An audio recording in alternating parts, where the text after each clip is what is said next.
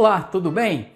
Hoje nós vamos discutir um pouco sobre cinética. Você já ouviu falar sobre cinética química? Você já viu esse termo em algum lugar? Pois então, hoje a gente vai estudar vários conceitos importantíssimos a respeito desse assunto. Acompanha aí!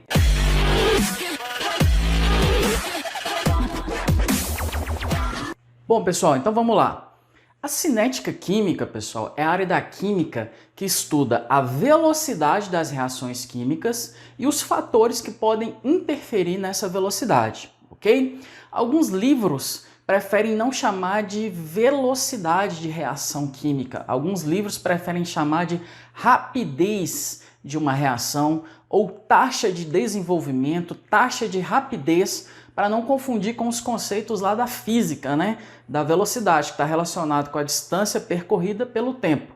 Bom, eu vou chamar de velocidade, mas saiba você que velocidade de uma reação química está relacionado com a variação da quantidade de um reagente ou um produto pelo tempo em que isso ocorre, beleza? Então, por favor, não confunda com os conceitos lá da física. Bom, vamos imaginar aqui uma reação geral. A gente tem essa substância A reagindo com essa substância B para gerar esses dois produtos, C e D. Como que a gente calcula a velocidade? Bom, a velocidade ela pode ser diferente em relação a cada um desses constituintes ali, desses componentes da equação química.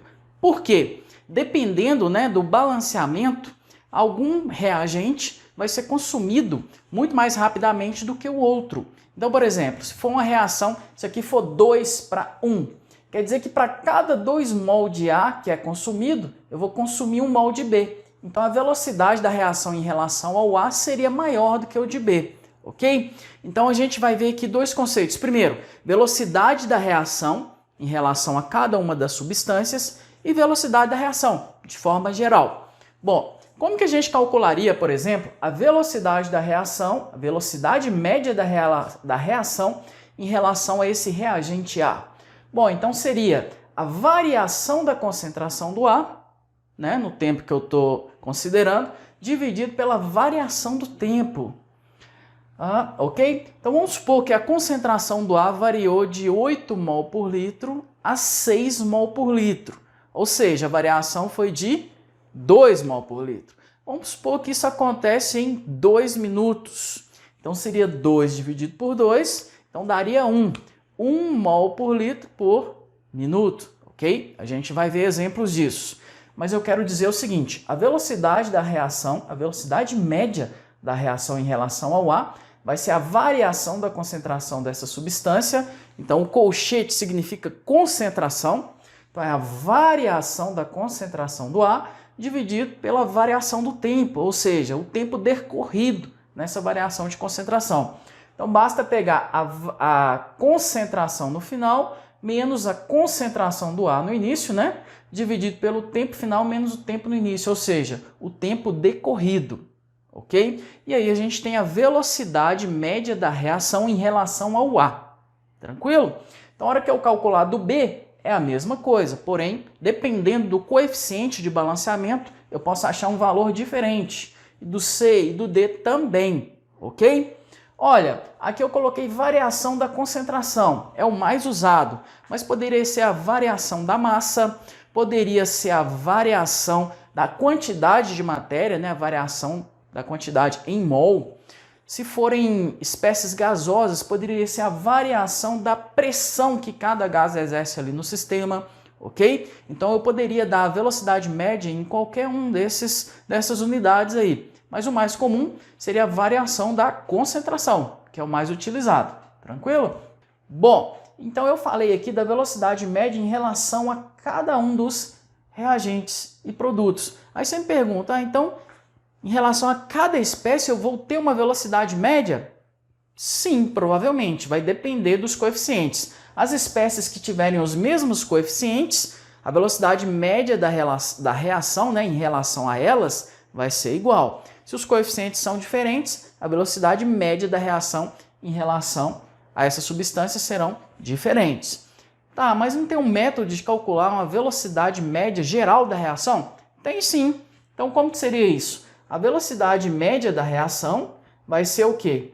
A velocidade média em relação à substância dividido pelo coeficiente estequiométrico.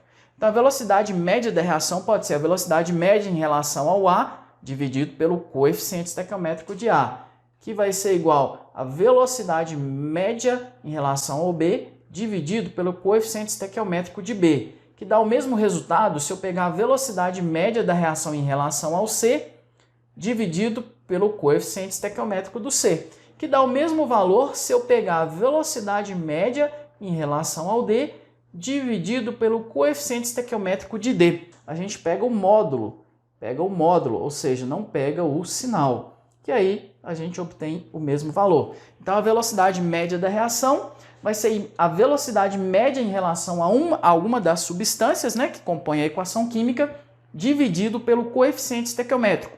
Só que a gente pega o módulo, ou seja, se a velocidade der negativa, a gente desconsidera o sinal. Então, a gente pode achar a velocidade média da reação, né, de forma geral, em relação a qualquer uma das substâncias. Agora, se for pedido a velocidade média da reação em relação a alguma substância, então a gente faz isso aqui. Tranquilo?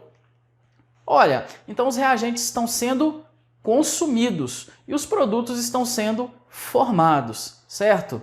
À medida que os reagentes vão sendo consumidos, eu vou ter menos reagente para reagir. E aí o que acontece com a velocidade da reação? A velocidade da reação, de forma geral, né, tende a diminuir. Beleza?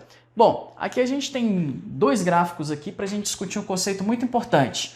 Aqui é a concentração, né? 2 colchetes significa concentração em relação ao tempo.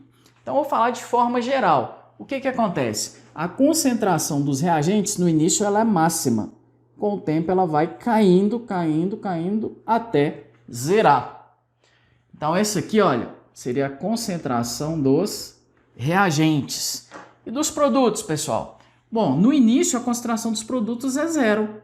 E ela vai aumentando, aumentando, aumentando, até chegar ao seu ponto máximo. Então, isso aqui seria a concentração dos produtos. Quando é que a reação cessa? Quando os reagentes acabam, quando eu não tiver mais reagente para reagir. Isso eu estou considerando o caso de uma reação que não é reversível. O que é uma reação reversível? Que ocorre no sentido direto, reagente gerando produto, e no sentido inverso, produto gerando reagente. Eu estou considerando que essa reação ocorre só no sentido direto. Então, quando é que essa reação acaba? Quando os reagentes acabam, ok? Então, no início, produto é 0 e no final chegam à concentração máxima.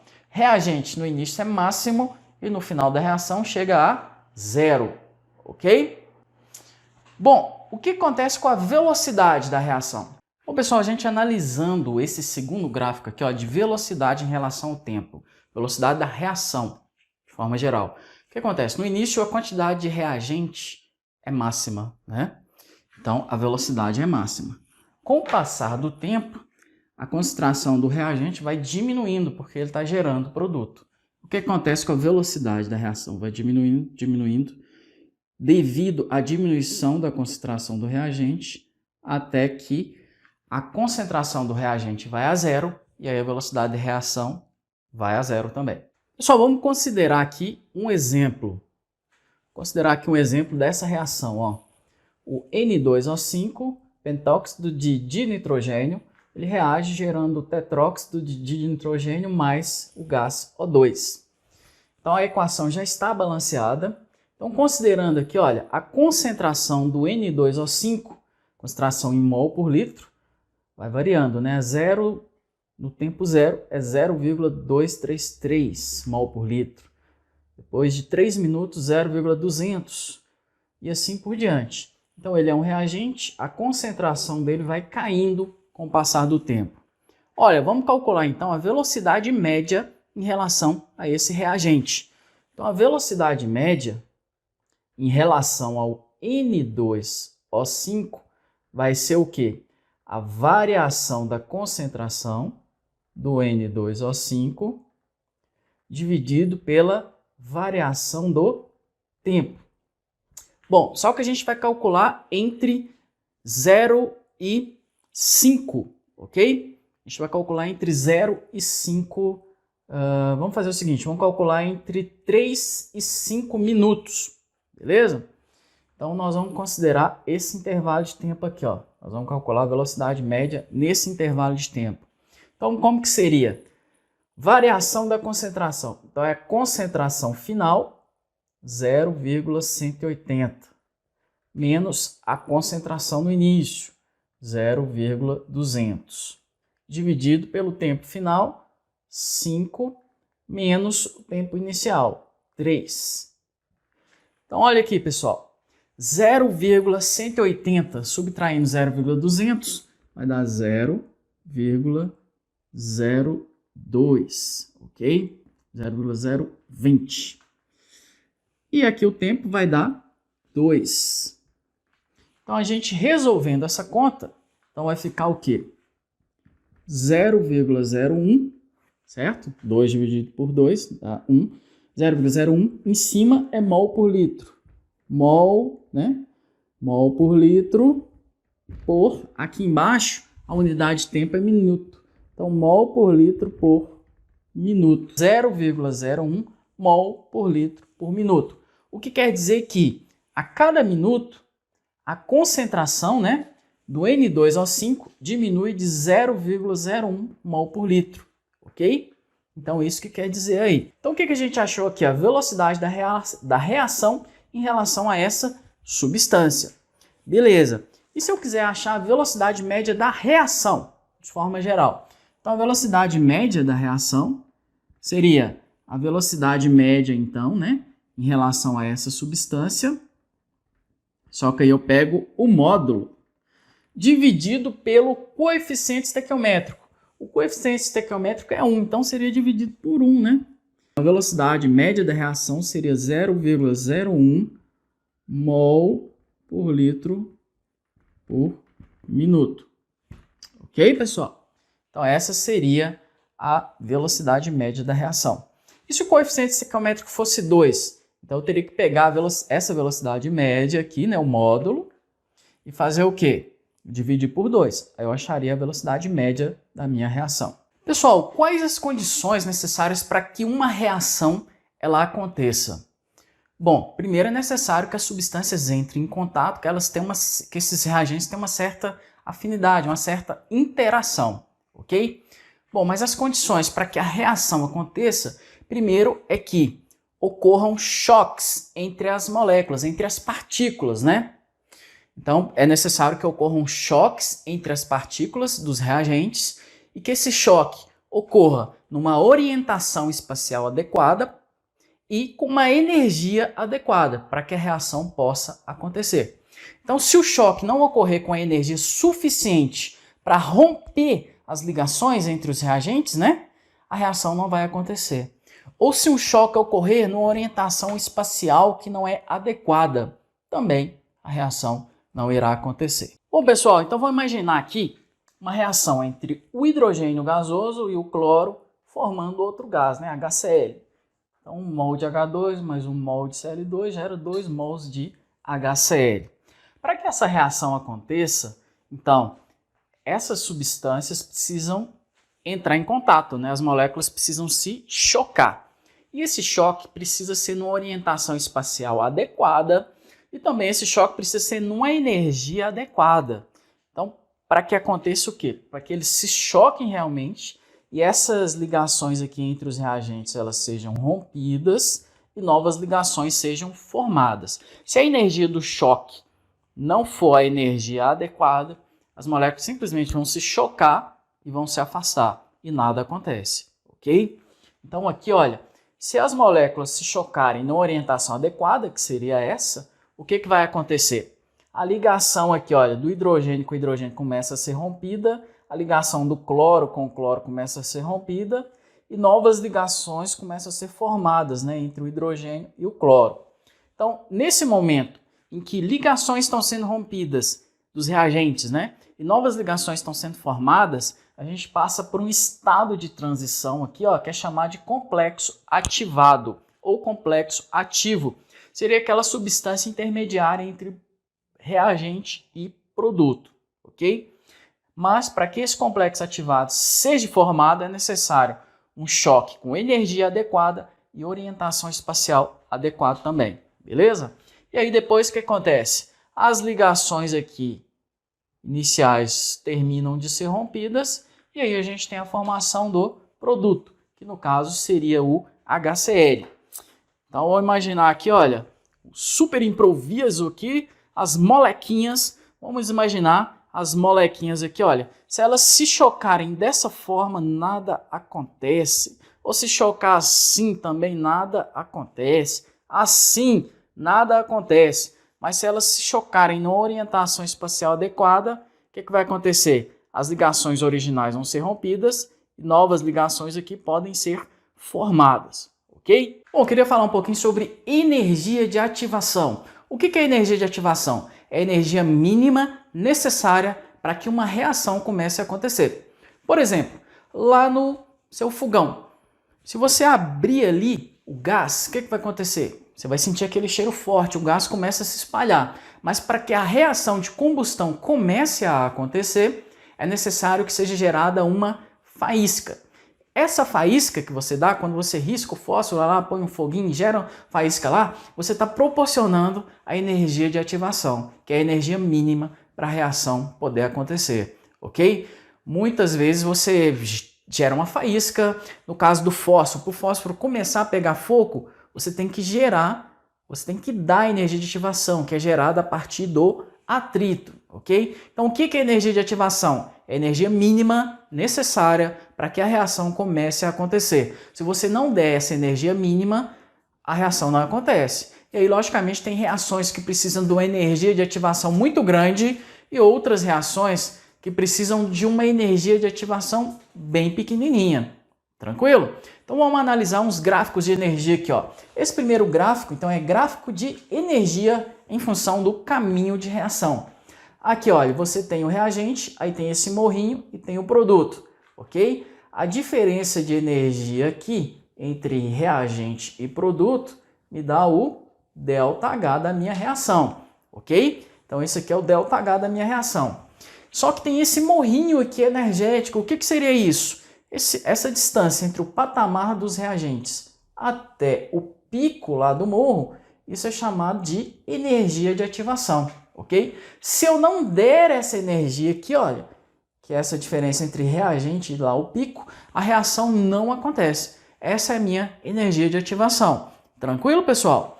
Então aqui em cima, quando eu dou energia de ativação, o que eu chego aqui em cima é que eu tenho o meu complexo ativado formado. Então eu tenho um reagente, dou energia, eu tenho um complexo ativado, aí eu formo o produto. Então do complexo ativado para o produto, né, você tem uma certa diminuição de energia, ok? Mas o ΔH está aqui, ó, a diferença de energia entre reagentes e produto. Nesse caso desse gráfico aqui, pessoal, a gente tem uma reação que ela é endotérmica, né? Porque a energia do produto está maior que a do reagente. Você tem uma absorção de energia. Quanto? Esse tanto aqui. Tranquilo? Então, numa reação endotérmica, a energia de ativação ela é maior do que a diminuição de energia que existe, né, do complexo ativado para a formação do produto, ok? Vamos ver o caso agora de uma reação exotérmica. Uma reação exotérmica, então, ocorre com liberação de energia. A energia do produto ela é menor que a energia do reagente. Mas quanto? É só a gente olhar essa diferença de energia aqui, ó. Isso aqui é o ΔH da minha reação, ok?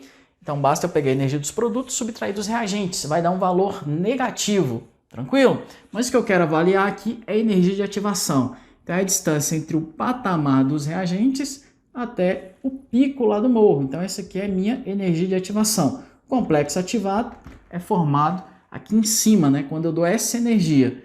Depois o complexo ativado para formar o produto, aí você tem uma liberação de energia. Mas, de forma geral, a reação ela é exotérmica, né? Porque a energia dos produtos é menor que a dos reagentes. Então a gente observou no gráfico anterior que a energia liberada do complexo ativado até a formação do produto ela é menor do que a energia de ativação. Isso no caso de uma reação endotérmica. Uma reação exotérmica, a energia liberada, né, do complexo ativado para a formação do produto, ela é maior do que a energia de ativação. Tranquilo? Então aqui a gente tem a nossa energia de ativação dessa reação. Para cada reação, eu vou ter uma certa energia de ativação. Tem reações que têm energia de ativação muito grande, outras reações têm energia de ativação muito pequena.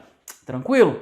Aí você me pergunta assim, e se eu tiver vários morrinhos? Então vou imaginar um gráfico dessa forma aqui, ó. Um gráfico mais ou menos dessa forma aqui, ó. Eu tenho aqui um patamar, aí tem um morrinho, aí tem outro patamar, aí tem outro morrinho, tem outro patamar, aí tem outro morrinho e outro patamar. Vamos colocar esse patamar aqui um pouquinho para baixo. Bom, pessoal, cada patamar desse, cada morrinho desse é uma energia de ativação. Isso quer dizer que essa reação ela ocorre em várias etapas. Então, por exemplo, aqui eu tenho a substância X gerando a substância Y. A substância Y gera a substância Z, que a substância Z gera a substância W. Então, cada morrinho desse é uma energia de ativação. Então, aqui, por exemplo, a gente tem a etapa 1 do meu processo, aqui tem a etapa 2 do processo e aqui a etapa 3 do processo e assim por diante. Então, cada morrinho desse significa uma etapa. Muitas reações ocorrem em várias etapas. Então, cada morrinho significa uma etapa da minha reação. Então, aqui, olha, energia de ativação da primeira etapa. Essa aqui, ó, do patamar dos reagentes até lá em cima. Energia de ativação da segunda etapa. Essa aqui, ó, do patamar, né, até lá em cima. Energia de ativação da terceira etapa. Então, seria do patamar até lá em cima.